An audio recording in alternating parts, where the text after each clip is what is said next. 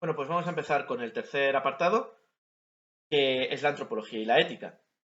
En otros autores lo solemos tratar por separado, pero en Rousseau es imposible hacer esto, porque en toda su obra es imposible separar lo que Rousseau nos dice sobre qué es el ser humano, es imposible separarlo sobre lo que nos dice sobre cómo debe actuar el ser humano y cómo actúa en su época el ser humano y cómo debería actuar. Desde un punto de vista individual y desde un punto de vista colectivo. Él cree que hay que estudiar cómo es el ser humano por naturaleza, cómo ha cambiado al vivir en sociedad y qué consecuencias tiene eso para nuestra forma de vivir y de actuar. Que, vamos a verlo, vamos a ver cómo es el ser humano y cómo actúa y debería actuar el ser humano según su punto de vista.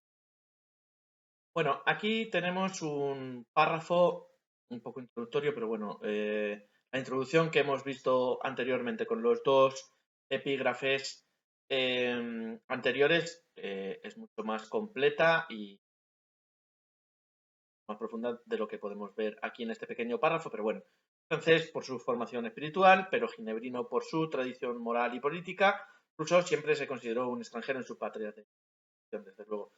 Este sentimiento de extrañamiento, intensamente experimentado, quizá constituya la base psicológica de los análisis sociopolíticos, culturales, que lo convirtieron en un crítico radical de la vida civil de su época. Bien, al sentir la nostalgia de un tipo de relaciones sociales que permitiese recuperar los sentimientos más profundos del humano, formuló la hipótesis, chicos, la hipótesis del hombre natural, originariamente íntegro, biológicamente sano, moralmente recto y por lo tanto no malvado, no opresor y justo.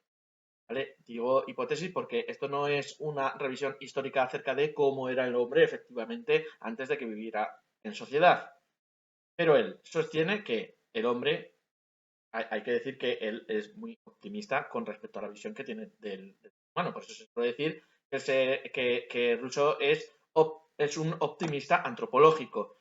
No es un óptimo antropólogo o es, bueno, es que en los exámenes me ponen cosas muy raras. Es optimista acerca de la visión que tiene del ser humano. ¿No? Optimista antropológico, ¿de acuerdo? Considera que el ser humano es bueno por naturaleza. El hombre no era malvado e injusto, sino que se convertía en tal y su desequilibrio no era algo originario, como sostenía Pascal o como sostiene desde luego Thomas Hobbes, que considera que el hombre es un lobo para el hombre, Pascal, siguiendo la Biblia, sino algo derivado de carácter social. El mal es un elemento fortuito dentro de la historia. Dice, la perfectibilidad, las virtudes sociales, las demás facultades que el hombre habría recibido en potencia, no se habrían desarrollado por sí mismas, sino que requerían para ello el concurso fortuito de otras causas ajenas, que podían no nacer nunca y sin las cuales el hombre habría permanecido eternamente en su condición primitiva. En su obra El discurso sobre la desigualdad, Rousseau afirma que estas circunstancias fortuitas son las que perfeccionaron la razón humana, deteriorando la especie, convirtiendo al hombre en malo al hacerlo sociable y acabando por llevar al hombre y al mundo al punto en que nos vemos. Aquí aparece una de las tesis e ideas más conocidas de Rousseau, y es que el hombre no nace malo, sino que se convierte en un ser egoísta y malo cuando vive en sociedad. Veremos la importancia que tiene esa visión que él tiene sobre la propiedad privada y el egoísmo que representa él. Entonces, esto le separa totalmente de autores como Thomas Hobbes, como John Locke, incluso, que aunque él no consideraba que el hombre fuera malo por naturaleza, pero sí que consideraba que tenía que tener el ser humano algunos derechos naturales, eh, como la propiedad privada, con lo cual va, como ya hemos mencionado anteriormente, a discrepar totalmente con ello. Eh, Bien, Rousseau no niega que el ser humano sea imperfecto, desde luego, pero sí que cree que su corrupción no viene de la corrupción no viene de la naturaleza, sino que viene de la sociedad. No viene, no viene de nacimiento, sino que viene del momento en el que nos juntamos con los demás. Por eso habla de la hipótesis del hombre natural, que es como una especie de modelo para pensar cómo habría sido el ser humano antes de vivir. Pero no, como decía antes, no es una revisión histórica acerca de cómo efectivamente el ser humano es.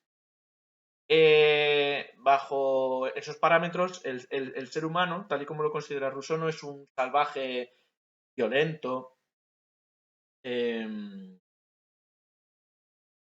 normas, malo, sino que desde luego considera que el ser humano es alguien íntegro, que es sano, que es justo, lo llama el buen salvaje, lo llama el buen salvaje. No es perfecto, pero sí que tiene cierto equilibrio. No tiene necesidad de tener que dominar a nadie, ni tiene odio, ni tiene ambición, y por eso no es malo ni es opresor. Estás de acuerdo con Rousseau o no, pero esto es lo que él desde luego sostiene. Pero entonces, ¿qué pasa? ¿Por qué el hombre se convierte en lo que se convierte? Pues que el problema fue el desarrollo de la sociedad, el desarrollo social. Dice que ocurrió por causas fortuitas, es decir, por circunstancias que podrían no haber ocurrido, es contingente, podría haber ocurrido o no, pero desde luego ocurre y en esas circunstancias, en lugar de mejorar al ser humano esa conjunción de la sociedad y ese avance, sí que lo hacen más inteligente, desde luego, pero también lo hacen más egoísta, más competitivo y más falso. Es lo que dice en esa frase tan fuerte, que la razón no se perfeccionó, perdón, la razón se perfeccionó, pero al mismo tiempo deterioró la especie porque nos hizo más hábiles, pero también más peligrosos para los demás. Y esa es la base de su visión ética. Esa es la base sobre la que tenemos que partir. Claro, tenemos que pensar que si Rousseau no considera que el mal esté en el origen del ser humano, entonces hay esperanza, porque podemos intentar reconstruir una forma de vida más justa, más cercana a lo que somos en el fondo. Si el ser humano es bueno por naturaleza, debemos ir de nuevo entonces a esa base natural del ser humano. Rousseau amaba y odiaba a los hombres. Aun odiándolos, sentía amor por ellos. Los odiaba por aquello en que se habían convertido. Los amaba por lo que son en lo más profundo. La pureza moral, el sentido de la justicia y el amor forman parte de la naturaleza del hombre, mientras que el disfraz, la mentira y la túpida red de relaciones alienantes son el resultado de aquella superestructura que se ha ido formando a lo largo de una serie de apartamientos, es decir, de retiros, de alejamientos de las necesidades y las inclinaciones originarias. Aquí vemos términos que vemos también en Marx, pero tenemos que ser cautos a la hora de relacionar a ambos autores. ¿Se pueden relacionar a ambos autores? Por supuesto. Ambos dos tienen una visión parecida con respecto a las imposiciones de la sociedad de la época. En el caso de Rousseau, de la época, de esa época preindustrial y precursora de las revoluciones, Marx ya metido en una visión mucho más avanzada en cuanto a los derechos sociales, a los derechos obreros que él estaba reivindicando. Y ambos dos tienen una visión bastante parecida en cuanto a el mal que hace la sociedad capitalista, en el caso de Marx, la sociedad moderna, en el caso de Rousseau, con esa pomposidad y con esa imposición de una cultura que le es ajena a la naturaleza del ser humano y que en nada favorecen. Nada favorecen. La moral en nada favorece la política, en nada favorece a la integridad propia del ser humano. Están en la misma línea, pero ambos dos hay que tener cuidado cuando hagamos una comparación y que se puede hacer una comparación en los textos de Marx o en los textos de Rousseau para hablar de las similitudes en cuanto a esta visión que ellos dos tenían en cuanto al daño que hacía la sociedad en los propios individuos. ¿No? Pero bueno, lo veremos más adelante. Vamos a continuar con la lectura. El estado de naturaleza, más que una realidad que se pueda fechar históricamente, porque no se puede fechar históricamente, es una hipótesis de trabajo, esto es muy, muy importante, no se puede fechar históricamente, es una hipótesis de trabajo a la que llega Rousseau ahondando sobre todo dentro de sí mismo, se utiliza para captar lo que el caminar a lo largo de la historia ha ido oscureciendo y viendo. En esta parte vemos la parte más humana, también contradictoria de Rousseau, porque dice, ama y odia a los hombres al mismo tiempo. ¿Qué significa? Pues que odia lo que la sociedad había hecho con las personas, pero seguía creyendo que en el fondo y en lo más profundo hay algo bueno en todos nosotros. Para Rousseau lleva, como venimos diciendo desde el principio, lleva dentro una pureza moral, un sentido de justicia, una capacidad de amar, de compadecerse, de tener empatía por los demás. Eso está ahí, aunque muchas veces está tapado por esa túpida red, ¿no? que entre esto, por la educación, por las apariencias, por las presiones sociales, por las normas que nos obligan a actuar de la forma en la que desde luego nosotros nos sentimos. Y claro, por eso habla de disfraz, de mentira, de túpida red de relaciones alienantes, como si la sociedad de alguna manera nos viera y nos alejara de lo que realmente somos. Pero claro, eso no significa que que lo hayamos perdido para siempre, porque cree que sí que podemos reconectar con esa parte tan profunda de nosotros, lo que en nuestra naturaleza nosotros somos, eh, y que es lo único que nos puede salvar. Y claro, hay que tener atención con una idea que es clave. Y esto hago mucho énfasis porque es importante. El estado de naturaleza del que habla Rousseau no es una etapa histórica concreta, no es que Rousseau pensara que una vez vivimos en un paraíso y que ahora ya no. Lo he dicho en repetidas ocasiones en estos vídeos. Una hipótesis. Es como si fuera una herramienta filosófica para imaginarse al ser humano como es en su estado natural. ¿Eh? La usa para mirar dentro de sí mismo y algunas preguntas como ¿cómo somos nosotros cuando estamos al margen de la sociedad? ¿Qué quedaría si quitáramos todas las máscaras y todas las imposiciones que tenemos que nos impone la sociedad? No pretende contar una historia del pasado, sino que va a ayudarnos a comprender que hemos ido perdiendo y también que podríamos ir recuperando. En Rousseau, Juez de Jean-Jacques, que es una obra autobiográfica y casi defensiva que escribió casi ya al final de su vida y que no es tan conocida como el contrato social o como el envío, pero que muestra una visión personal de su visión filosófica. En esta obra se pregunta, el pintor y apologista de la naturaleza, hoy tan desfigurada y calumniada, ¿de dónde puede haber sacado su propio modelo si no es de su propio corazón? La describió como él sentía que era. No lo dominaban los prejuicios, ni era víctima de pasiones artificiosas. Los rasgos originales de la naturaleza, que se suelen olvidar o desconocer, no estaban ofuscados ante sus ojos, como ocurre con los demás. Era necesario que un hombre se pintase a sí mismo para mostrarnos al hombre primitivo. Y si el autor no hubiese sido tan singular como sus libros, jamás los hubiese escrito. No me hubieseis descrito a vuestro Jacques, habría creído que ya no existía el hombre natural. Esta cita, como digo, está sacada de su obra Juez de Jean-Jacques, y aquí en esta obra se desdobla y se analiza a sí mismo como si él fuera otra persona. Lo que está diciendo aquí es algo muy potente, muy fuerte. Es que la imagen, o sí, la imagen del hombre natural, del hombre de ese buen salvaje, él no la saca de teorías o de libros, sino que la saca de su propia experiencia interior. No es un invento abstracto, sino algo que él sentía como algo real dentro de sí mismo. Él ahí se llama a sí mismo como pintor y apologista de la naturaleza porque él cree haber sido capaz de ver con mucha claridad lo que los demás ya no son capaces de ver, que es la bondad y la sencillez que hay en el ser humano, de verse totalmente desfigurado y deformado por la sociedad.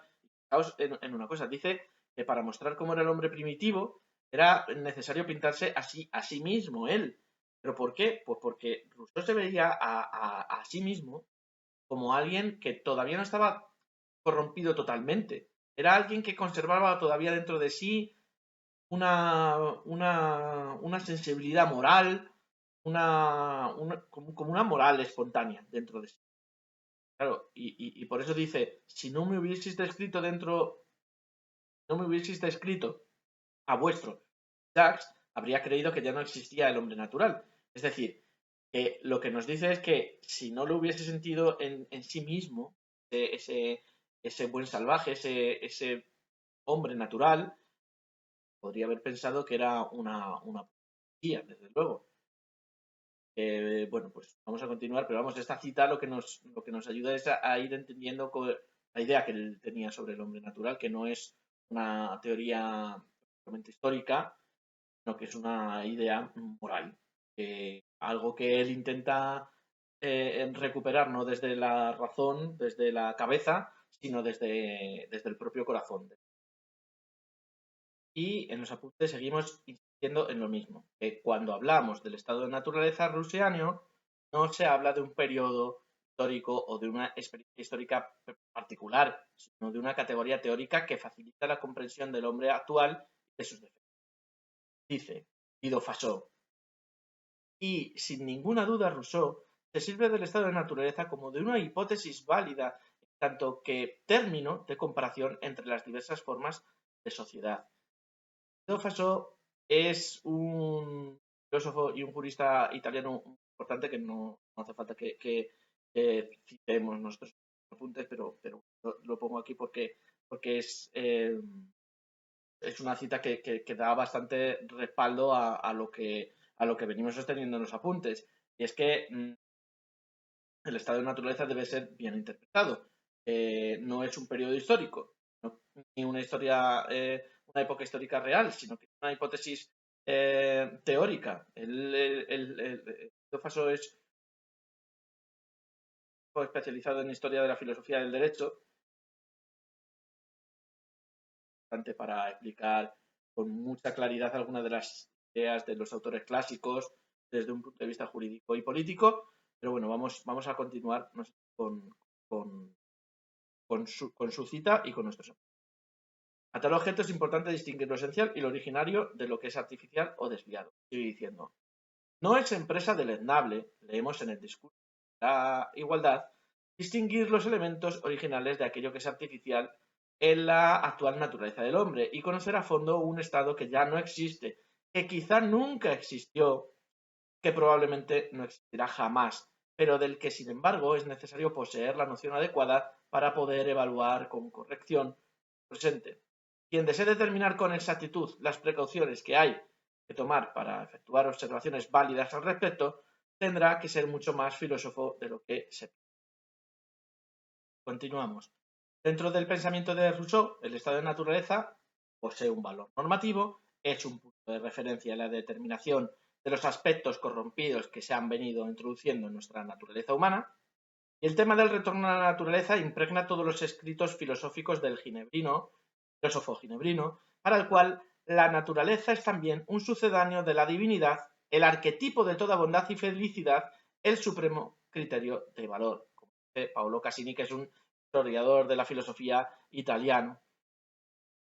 Sobre esta clase de pensamiento ejercía una influencia evidente el mito del buen salvaje, que se había difundido en la literatura francesa a partir del siglo XVI, cuando comienza la idealización de los pueblos primitivos y la apología de la vida salvaje como consecuencia de los grandes descubrimientos geográficos.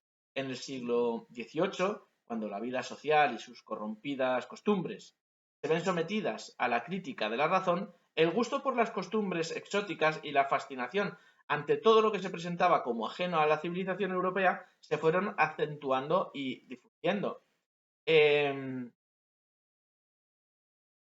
Paolo Cassini nos dice que Rousseau no nos habla de Dios como en la tradición religiosa, pero sí que concibe la naturaleza casi como algo sagrado. Es la fuente de toda bondad, de toda felicidad y toda verdad. Y claro, eso encaja, como hemos visto, muy bien con la corriente cultural más amplia de la época, lo del buen salvaje, que fue una idea que se dio por toda, sobre todo por Francia en el 16, y que tuvo mucho éxito luego en el 18. ¿Y en qué consiste ese mito del buen salvaje? Pues en idealizar la vida de los pueblos primitivos, porque los consideraban más puros, los consideraban más libres y mucho más auténticos que los europeos, que vivían como muy sometidos y atrapados por todas las normas y las jerarquías sociales y todas las apariencias de las que... Incluso no es que copie directamente ese mito, pero sí que es verdad que se inspira en él y, y lo que va a hacer va a ser transformarlo en una categoría filosófica. No nos dice Rousseau que nos tengamos que ir a vivir como si fuéramos salvajes, eh, sino que lo que tenemos que hacer es intentar recuperar lo que ellos representan de natural, lo que los pueblos primitivos representan de natural y no corrompido. Entonces, cuando Rousseau habla de volver a la naturaleza, no significa que nos tengamos que ir a una cabaña, al bosque, sino que tenemos que reconectar con lo de nosotros mismos como humanidad y minar pues todo lo que ha ido enterrando esta sociedad moderna eh, en aras de imponer una desigualdad y una extrema vanidad en todos los sentidos. Los análisis de Rousseau fueron de un enorme interés. En el discurso sobre la ciencia se afirma: los salvajes no son malos porque no saben que son buenos. No es el aumento de las luces ni el freno de la ley lo que les impide hacer el mal, sino la calma natural de sus pasiones y la ignorancia del vicio. Por lo tanto, se trata de un estado más acá del bien y del mal. Esto nos suena a Nietzsche por su obra titulada Más allá del bien y del mal, ahora lo explico. Si se la deja desarrollarse libremente, la naturaleza conduce al triunfo de los sentimientos, no de la razón, y del instinto, no de la reflexión, de la autoconservación o de la superchería. El hombre no solo es razón. Por lo contrario, originariamente el hombre no es razón, sino pasiones. A ver, esa frase de más acá del bien y del mal nos puede sonar a Nietzsche, y con razón, por su obra, como decía, pero no significan lo mismo. Es verdad que Rousseau habla del ser humano antes de que aparezca la moral, cuando todavía no hay normas ni hay vicios y es una inocencia que es natural. Nietzsche, en cambio, quiere que vayamos más allá de la moral tradicional y que nos liberemos de sus cadenas. Lo que pasa es que uno mira al origen, Rousseau, y otro quiere romper con el presente para construir algo totalmente nuevo. Pero los dos es verdad que cuestionan la moral que nos viene impuesta desde fuera. No hay evidencias de que haya una influencia directa de Rousseau sobre Nietzsche, o al menos desde luego no se menciona en ninguna Nietzsche. Pero sí que es verdad que comparten una crítica a la moral establecida y es verdad que ambos dos buscan una forma más auténtica de vida y menos artificial. Que Rousseau piensa que esa autenticidad está en el origen de la naturaleza y se cree que está en el superhombre que va a crear nuevos. En este fragmento que acabamos de leer, eh, se reafirma la idea de que el ser humano no nace malo eh, en el sentido moral tradicional. Dice: los salvajes no son malos porque no saben que son buenos. ¿Qué significa eso? Pues que en el estado natural no existe todavía el concepto de bien o mal, porque estas categorías vienen impuestas después, cuando ya hay leyes, hay juicios, hay religión, hay sociedad, pero eso no quiere decir que hagan el mal, simplemente es que no lo necesitan. Lo que frena a los seres humanos primitivos no es la ley, porque no la hay, no hay ni el miedo ni el castigo, sino la propia calma de sus pasiones. No tienen odio, no tienen ambición, no tienen envidia, no lo tienen porque sus necesidades son muy simples, las pueden satisfacer. No hace falta que se tengan que enfrentar a otros. Por eso se dice aquí que es un estado más acá del bien y del mal. Es decir, que es anterior a la moral tradicional, pero no es que esté por debajo. Está todavía fuera de toda lógica moderna con respecto a la moral. Y además es que Rousseau insiste, eh, el ser humano es instinto, el ser humano es sentimiento, es pasión. Todo esto nos recuerda bastante a Nietzsche, ¿verdad? Podríamos hacer una comparación si nos cae un texto relacionado con esto, con esto. En su origen es de una pureza, de un sentimiento, de un instinto que hace que, bueno, pues que luego venga más adelante, cuando luego ya se desarrolla toda la vida en sociedad, pero al principio el ser humano se guía por el amor a sí mismo, por la energía, como venimos diciendo. Claro, sí, el deseo de conservarse a sí mismo, pero la necesidad de tener que hacer daño a los demás. Por eso la educación, como vamos a ver en el último epígrafe, la educación no debe, su obra del Emilio, la educación no debe reprimir esos sentimientos, sino que los debe proteger y lo que debe hacer desde luego es ayudarles a que se desarrollen en condiciones antes de que puedan ser corrompidos por toda ¿no? Toda la sociedad. Y vamos a leer lo que queda ya de este epígrafe y paso a hacer algunas aclaraciones y ya terminamos. Aunque Rousseau mira con nostalgia hacia ese pasado, su atención se dirige hacia el hombre actual corrompido e inhumano. No se puede hablar de primitivismo, y ahora vamos a ver por qué no se puede hablar de primitivismo en Rousseau o de culto a la barbarie. No quiere volver atrás, no quiere que vivamos en un bosque apartados de toda civilización. Porque Rousseau conoce cuáles son las fronteras de dicho estado vital, es decir, cuáles serían los problemas que nos enfrentaríamos, a los que nos enfrentaríamos en el caso de que viviéramos apartados de toda sociedad. Pero vamos, dice, veamos a este propósito un significativo pasaje del discurso sobre la desigualdad. Dice Rousseau. Al errar por los bosques, sin industria, sin lenguaje, sin domicilio, sin guerra y sin sociedad, sin ninguna necesidad de sus semejantes y sin el menor deseo de perjudicarles, incluso sin reconocerlos de manera individual, el hombre salvaje, sujeto a pocas pasiones y bastándose a sí mismo, solo poseía los sentimientos y los conocimientos propios de dicho estado. Si por azar llevaba a cabo algún descubrimiento, no podía comunicarlo a nadie, porque ni siquiera sabía quiénes eran sus hijos. El arte perecía junto con su inventor. No había ni educación ni progreso. Las generaciones se iban multiplicando vanamente y al partir cada una de ellas desde el mismo punto, los siglos transcurrían con toda la rudeza de las edades primeras. La especie se había hecho vieja, pero el hombre seguía siendo un niño. No había avance.